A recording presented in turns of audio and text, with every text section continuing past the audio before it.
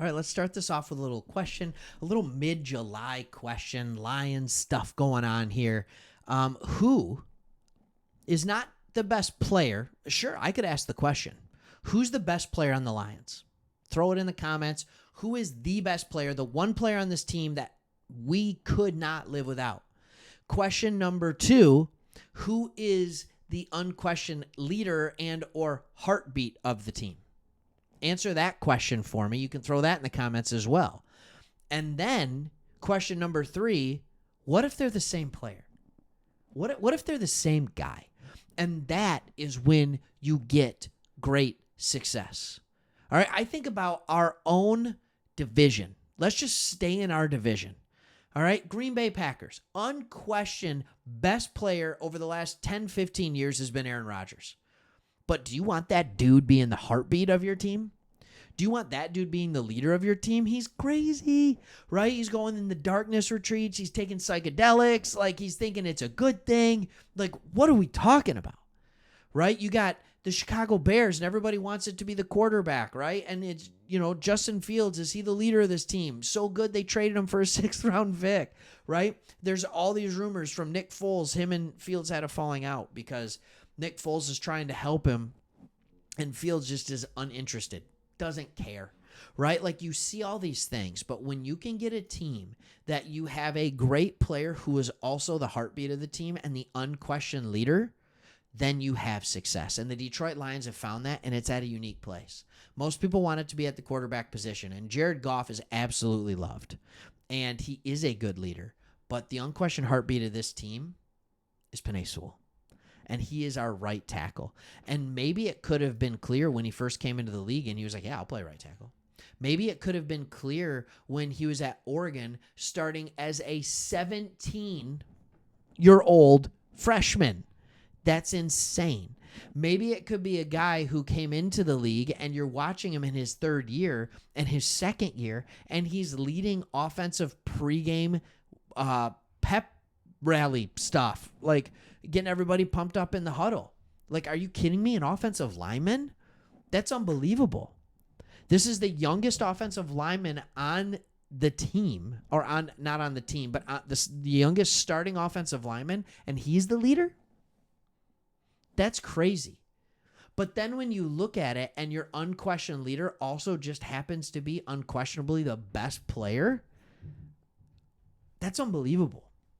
Don't get me wrong, right? Like, Amon-Ra St. Brown's great. All-pro, let's do it, right? So is Penei Sewell. All right, when you look at PFF, his grade is insane. From this same article where you're talking about the unquestioned leader, in 20 games, he started almost 1,400 offensive snaps. He played almost 1,400 offensive snaps. Do you know how many sacks he allowed? 1. That's nothing.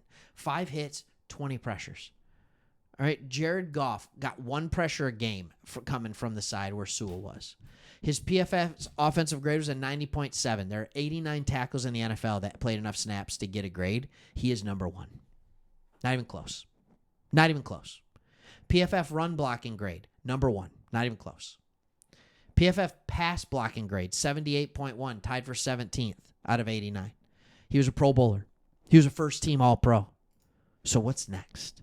What are the next expectations of Penei Sewell? What is it that we can expect to see out of him? And I think the answer for that, we have to look at the depth chart in general.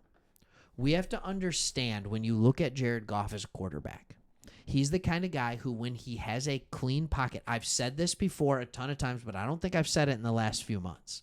When Jared Goff has a clean pocket, he is not good. He is elite. He's elite. And you can look at the numbers all you want. He's top 5 in every important category in passing in the NFL. Whether it's yards, whether it's touchdowns, whether it's touchdown to interception ratio, whether it's completion percentage, whether it's QB rating. When he has a clean pocket, he is elite. All right? But everybody says he needs to have the right things around him. He needs to have the right things around him. Great. Insert your unquestioned heartbeat of the team, Penei Sewell.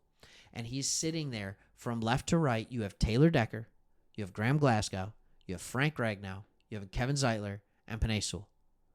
You have Sewell pumping people up pregame, throughout the game. He's injured. He's playing. Doesn't matter, right? Zeitler's out here doing pass blocking formations in the delivery room while his wife is giving birth to their child. All right, not the actual labor part, like in the she's just in there. He's not that big of a jerk.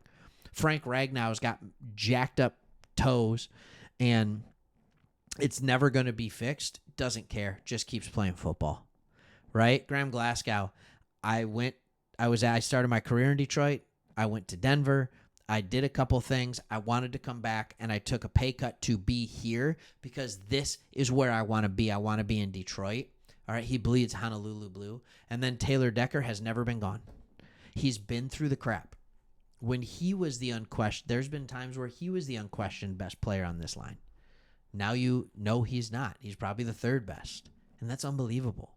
All right, most teams would love to have that guy. So if you want to protect Jared Goff, it starts with a guy like Penei Sewell, who they gave a huge contract to that spans even longer than Jared Goff's contract. He makes everybody else better. And I just love seeing that. What about we go to the other side of the ball? When you have an unquestioned leader like him, how awesome is it that you get to train up a guy like Hutchinson?